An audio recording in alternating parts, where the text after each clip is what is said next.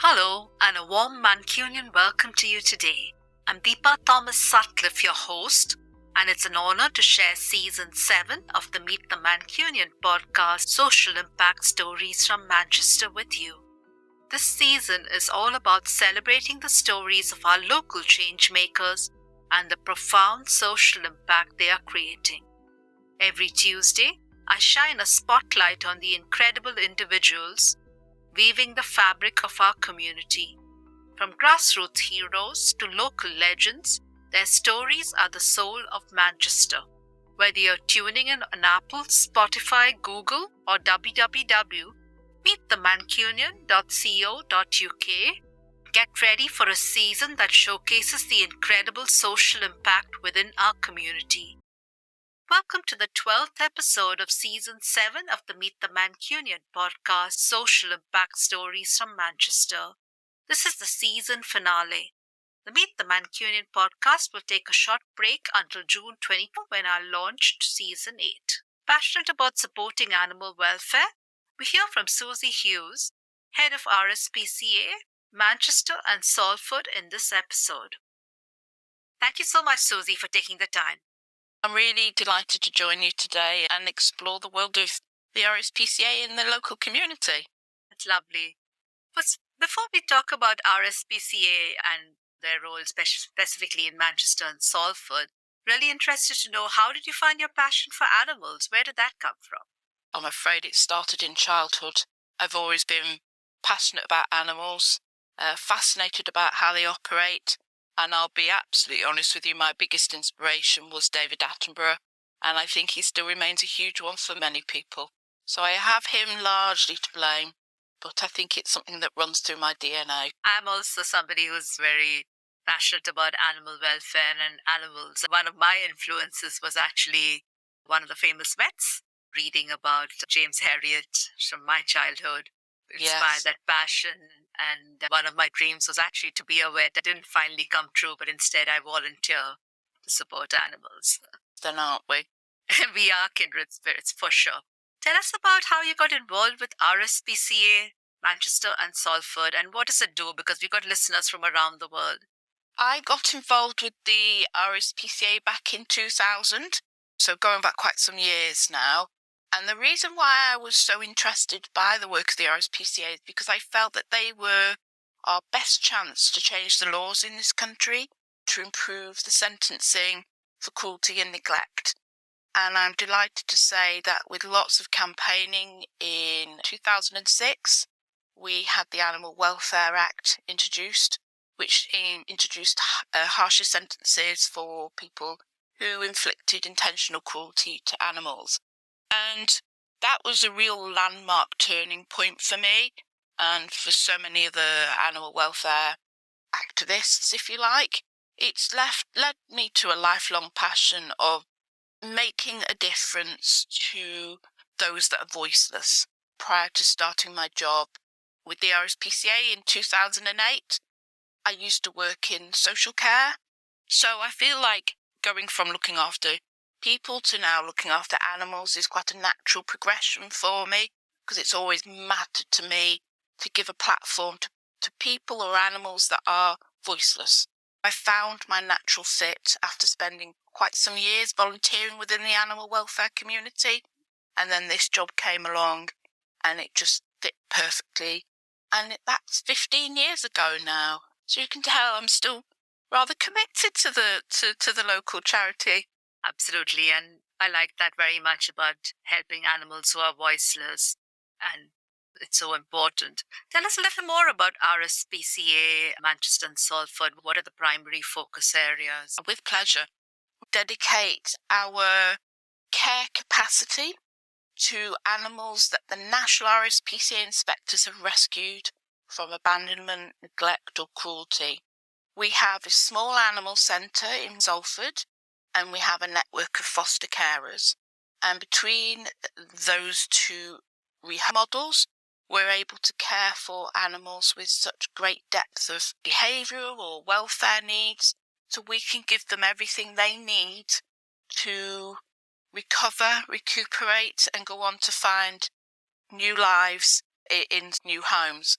And it's an absolute privilege to do this work. And even after 15 years, I still get excited every time an animal gets adopted.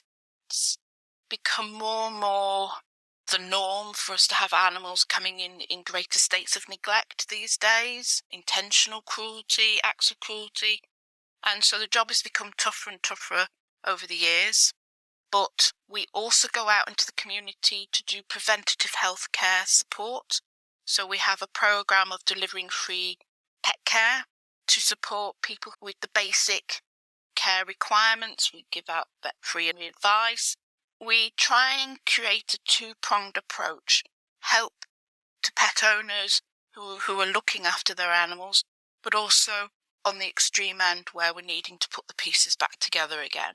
I'm sure there's a lot of very good news stories, but it won't always be good news stories as well. Can you share a little bit about the challenges you've had to overcome, maybe in the last 5 years? You're absolutely right. I think the two greatest challenges that we face as a small local charity, because we are a separately registered charity, we're one of 140 RSPCA branches in England and Wales, and we're all responsible for generating our own income. Our animal centre is actually in a rented warehouse unit, fitted out with bespoke accommodation. What we do there is very unique. It allows us to keep our costs down. Finances is the number one challenge for us, raising enough money to cover our expenditure is an annual stress point, shall we say. And so for me, the biggest challenge is trying to make sure that we can keep operating and making a difference to as many animals as possible. And heading up the charity, that is very much my responsibility. And that is probably my primary challenge. My second challenge, I've already alluded to already, is the emotional impact that this work has on those that deliver it. And nobody can underestimate how difficult that is. I get a lot of people who meet me say, "Oh, I'd love to do your job. It must be great, spending your days with animals." That's not what we do. We spend our days picking up the pieces. We're not there spending hours cuddling animals. It's very hard work. Obviously, everybody has different roles, but we're all doing the same thing. We're all fighting for the same thing. So we're really quite a collaborative approach to the work that we do. But regardless of the role that we take within our charity, it takes its toll on everyone, and mental health has been at the forefront of our concerns for a very long time now, and we work really hard together as a team to support each other and to talk about these problems. Burnout is a real prevalent factor in my sector, and it's because of the depth of neglect and cruelty that we see. So there is quite a sombering side to our work. And of course, with us pretty much exclusively taking in animals that an RSPCA inspector has rescued, they're probably some of the most mistreated animals in the community. And it does become tough seeing how far animals can be mistreated, shall we say. It is really sad that even today, when we're all so much more educated and aware, we can't treat our animals with compassion. And hats off to people who do this every day. Nature and nurture, it's all about nurture. Ultimately, it's about how the animal's treated. The animal will be as loving as the love you put into it. I think people don't always recognise that this is a sentient being and that they're not another material item. They are a living, breathing creature that is dependent on you. One of the hardest things that we see, apart from the actual intentional cruelty, like non-accidental injuries, things like that, is when you can have animals in the home living their best lives, but there might be a rabbit in a hutch in a garden that hasn't been fed for days, is knee-deep in their own urine and faeces, and is pretty much at the point of death. And I find it really hard to understand how somebody can look after the animals that are immediately in their sight, but truly just ignore the ones that are just outside their back door. I remember when I first started in this work many years ago, I was out shadowing a chief inspector, and they had a job where the property had a dog outside and a puppy inside. And what had literally happened was they'd got bored of the old dog, chucked it in the backyard to starve to death, and they'd gone and got themselves a new toy to play with, which was a puppy. And these are the things that keep you up at night. These are the things that I struggle to really reconcile with, how people can't see that this is a sentient being that they are responsible for if they've taken them on in the first place. So that's where it becomes super challenging, and we do a lot of talking, try and support each other. Those are really important issues, but I hope this podcast also creates awareness and helps people just stop and think and say, you're taking on the animal for the period of their life and they're like your children. For me, my dogs have moved around the world with me. They are my babies. What impact would you say RSPCA Manchester and Salford has made so far? The immediate impact I think I'd like to share is I was recently working on some statistics, and in the last 15 years we have admitted 7,500 animals into our care, which means 7,500 animals getting a second chance, or maybe even a third or fourth chance of happiness. That is a huge impact on the local community to have been able to support so many people, because often it's people that are also suffering too, as well as animals needing help. I think that's really quite a powerful statistic, but I can't do my job on statistics. I have to do my job on the individual impact we have on each animal. And it's also really important to me that we also have a positive impact on people around us, whether that be people wanting to come and volunteer, doing a college placement with us, or donating, supporting us, working for us, or adopting from us. I feel that we are a community and we all need each other. If we don't have people come forward to offer homes to these animals, then we can't take more in. I would like to think that there's a positive impact on lots of people and animals, but I will come back to the individual element of it. We don't always win all the fights, because sometimes animals will come into us in such a poor state that we can't turn those problems around. It's not for lack of money. And there is a misconception that we put animals to sleep if they don't find homes. That has never happened in the 15 years that I've done my job. We will have animals placed in foster care for as long as it takes for us to find them a home or they pass away. So that I can assure everybody that has never happened. But we make an impact on individual animals' lives on a daily basis.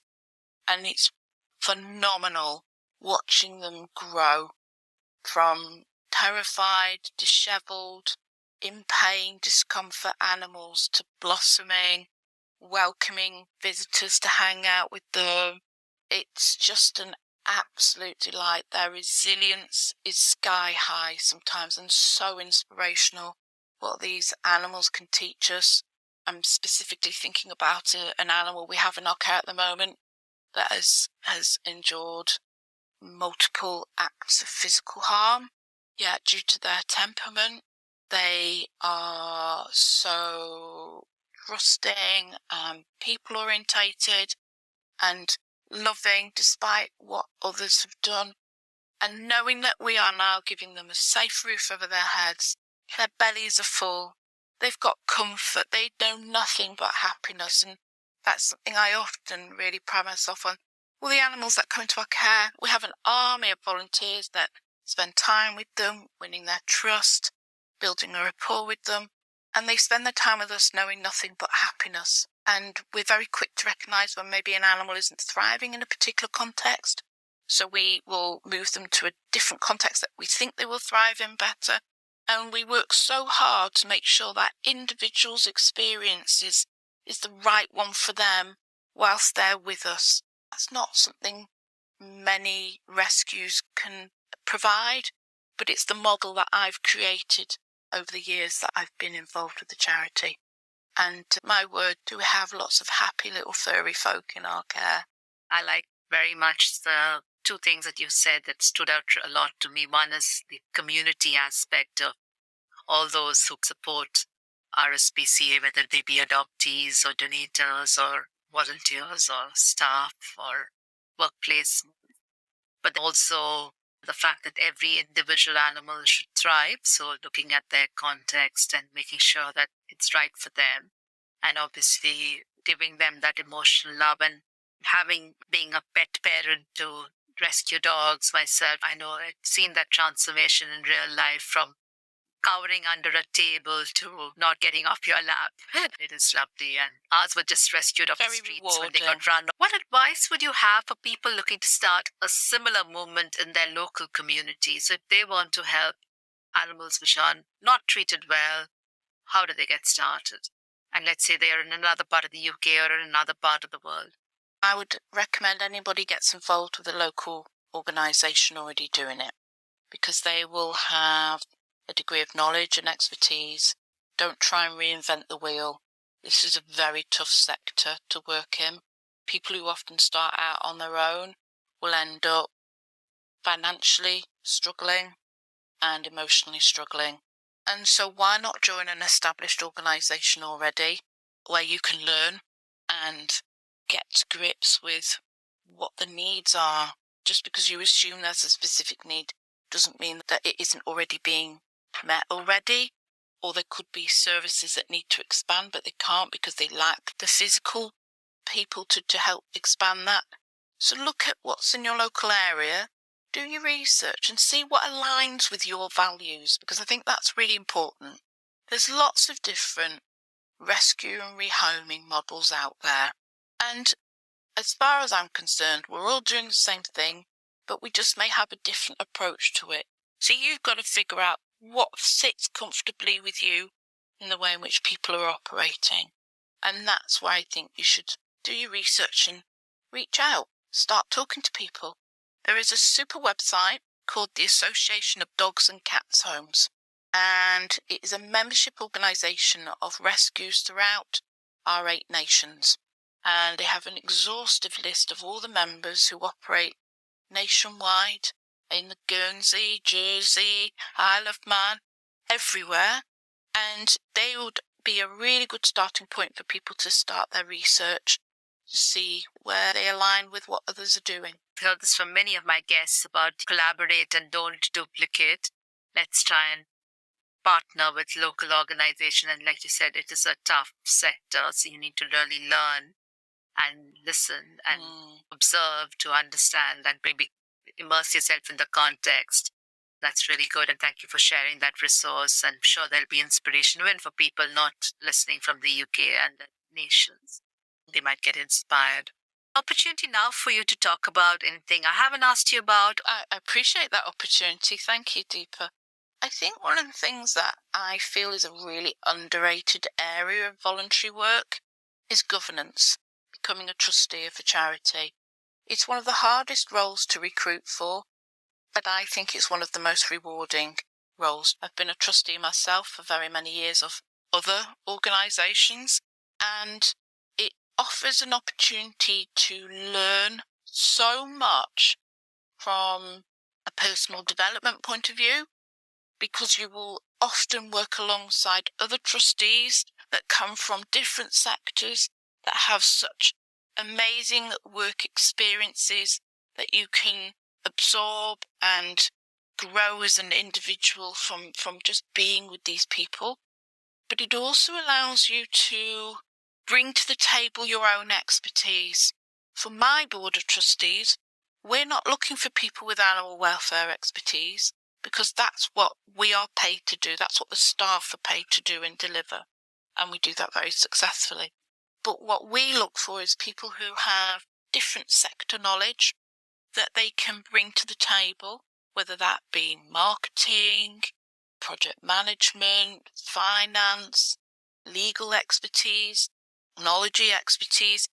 And together we collaborate, and we have such differing of opinions, which enables us to make really interesting debates and make really well-informed decisions on the future of the charity and how it operates.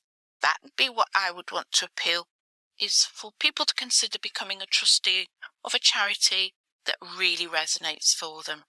There's never not a need for trustees. Governance, I find really interesting and really exciting, which may suggest I'm wired wrongly.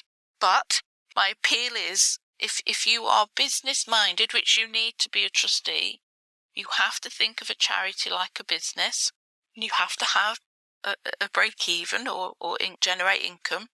And if you feel that you can put your head over your heart every time, then I would really encourage you to get involved with a charity that means a lot to you on a governance level.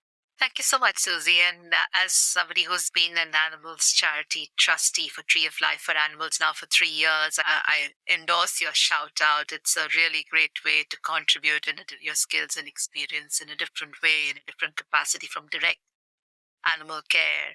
And I've done that even in my volunteering stints in Africa. I tried to go and help them with my communications and marketing, because a lot of volunteers who can do the animal care, they don't have that many people who can do a newsletter, or fundraising, or a marketing campaign, or set up their social media. So those are the things I try to do, along with a little bit of animal care, because you can't be in Africa and not do that. Of course you can't. Move now to my signature questions I ask all my guests. And the first one for you is, describe the Mancunian spirit in a word or a phrase. Pride. They have pride. Pride in who they are, where they've come from, their community. Pride is the number one word for me to describe the Mancunian spirit. I like that very much, and it's just so true, because I think Mancunians are so proud of their history as well as their place in the world and their unique perspective on life. Can you share a Mancunian who inspires you and tell us why? I think I'm going to go with Anthony Wilson, the founder of Factory. If anyone knows about the Mancunian spirit and the history of Manchester, I really think he epitomises everything. His innovation, his creativity, his dogged determination, and his bloody-mindedness. I think he really sums up what we are best at doing, is getting through adversity and making something brilliant. I'm going to have to look him up, I must say, but he does sound fascinating. It tells me I'm still a very new Mancunian, only 2.5 years in. What's the most important life lesson you've learned so far? Find your calling. Don't let life pass you by. Do the things that make you happy. I feel I'm working in my sector, it's a vocation. It's not a job. It's a lifestyle choice. But I realise more and more the longer I spend in this sector, it is a calling. And I think people who don't have that sense of purpose in their life, I feel sad, because you're missing out on living your best life. So finding your purpose could be anything, from being a mother, a grandmother, taxi driver, ambulance driver, servicing, hospitality industry. But find what it is that connects you to this world and makes you get up every day. And then I think you'll live a more fulfilled life. It's a really lovely lesson, and speaks so much to me, because some years ago I found my ikigai, as I say. I found my purpose, because I used to always think I have to do my volunteering in my spare time. But now I'm like, whatever I do, I want to have purpose. And it helps you to almost filter out things which don't add to your purpose. Absolutely. It doesn't have to cost money. It's not a privilege for the rich to find your purpose. Anybody who works in my sector will tell you that we are rather largely underpaid, but we don't do it for the money. So I think it's about understanding that you can find your purpose, as you say, through voluntary work, which is how I started off. Spent 10 years volunteering in this sector first. But you can find it in different, smaller ways, like container gardening. That could be your purpose. You can find it in all sorts of different ways, and it doesn't have to cost. It really doesn't. Absolutely. Really great clarification as well. If you could have one superpower, what would it be? I've wanted this superpower for about 20 years, which is to be able to neuter animals with X-ray vision with my eyes. And then if I saw an animal wasn't neutered, I could just do it with the X-rays coming out my eyes, because we wouldn't be in the problems that we are around the world with animal welfare if it weren't for the overpopulation of them.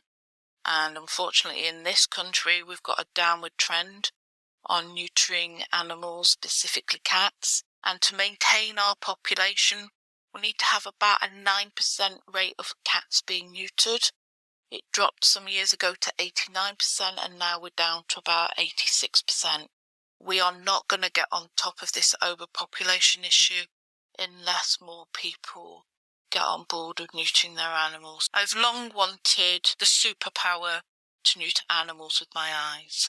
It's a great one, and it's a really good shout out as well. It's so important, something that we did almost immediately when we rescued our dogs, rescued 3, and we were like, neutering, it's probably the best thing to do so that more street dogs are not born. So really important. Yeah, how can interested people reach out to you and learn more? Where can they get in touch? Where can they volunteer?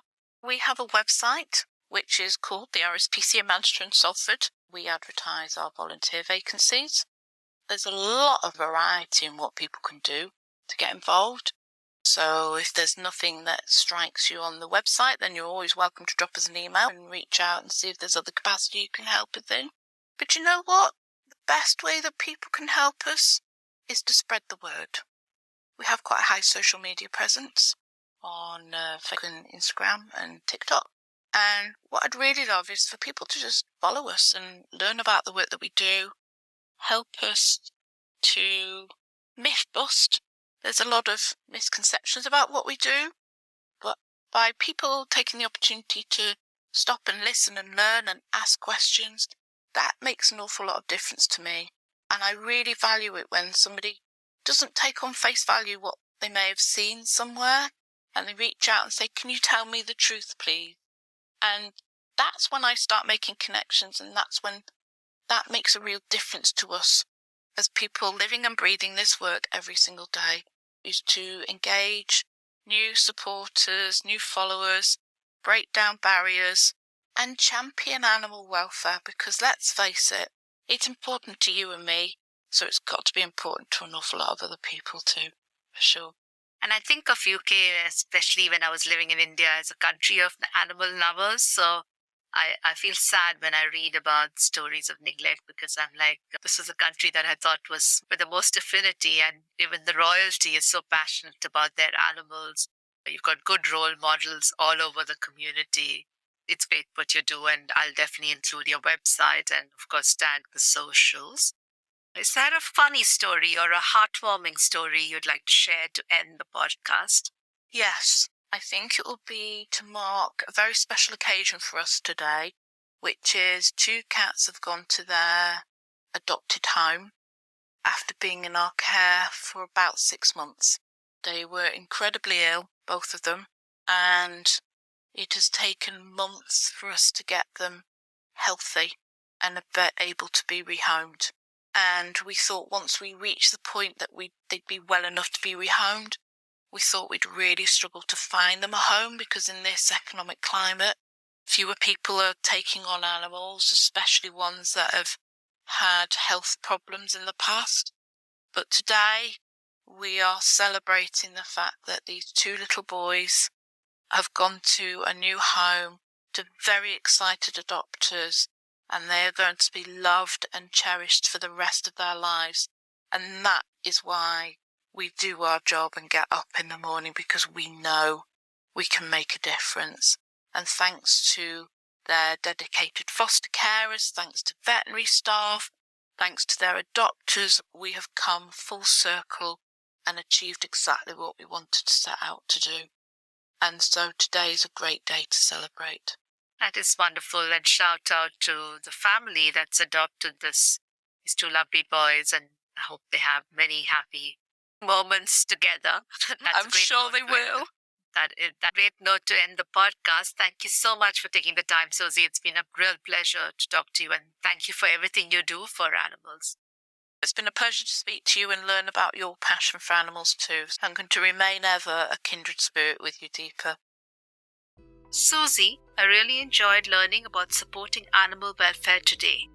Dear listener, this was the season finale of Season 7, and the Meet the Mancunian podcast will take a break until 4th of June 2024, when I'll launch Season 8 with a new series of inspiring guests. Dear listener, I hope you were inspired by today's episode and it sparks your passion to make change happen wherever you live and work. I would also like to extend a heartfelt thank you to our community for your support and feedback. Your stories inspire this podcast. Share your thoughts at www.meetthemancunian.co.uk because this podcast is your platform too. Connect on socials @Meet the Mancunian on Instagram and Facebook, and @Meet the Mancunian podcast on YouTube, and @Mancunian pod on X. This is more than a podcast, it's a community. Spread the love, share, comment, and let's keep building Manchester up. To the podcast's amazing listeners and supporters, you are the true heroes. Keep thriving, keep connecting, and remember, the power of change lies within us. See you soon.